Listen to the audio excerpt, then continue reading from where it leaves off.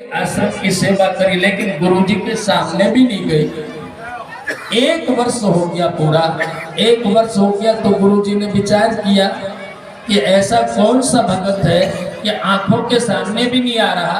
नहीं, आजकल तो थोड़ा सो काम कर दे तो नेम प्लेट छपवा करके लटका दे कि मने ऐसो काम करियो, मने ऐसो काम करियो। लेकिन 1 वर्ष हो गया, उसने कोई यहाँ पर जाकर के गुरुजी के सामने नहीं कहा कि मैंने ये किया। बड़े भाव से झाड़ू लगा देती, आश्रम की मिट्टी को चंदन बना करके अपने माथे पे लगाती और माथे पे लगा करके प्रणाम कर करके वापस अपने मुकाम पर पहुंच जाती। ऐसे छिप करके रही। मतंग ने देख लिया और यहाँ पर एक दिन प्रयास किया कि नहीं ऐसे भगत को रात भर जागरण करना पड़ा चेले के।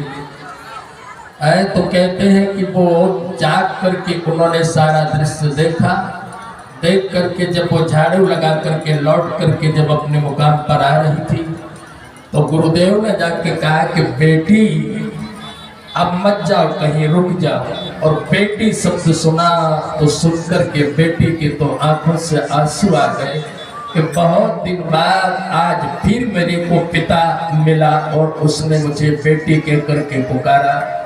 दूर से बेटी ने प्रणाम किया और प्रणाम करने के बाद कहा कि गुरुदेव आपके ऊपर आपकी कृपा मेरे ऊपर है, ये काफी। नीच जाति में मंदमती कुटिल हृदय अज्ञान। उसने जाकर के अपने भाव प्रकट कर दिए। गुरुजी में जाति से भी कोई ऊंची नहीं हो और हृदय में भी शुद्धता नहीं है, कपटपूर्ण मेरा भाव है, मंदमती हूँ, यानी इतनी अच्छी कोई बुद्धि भी नहीं है।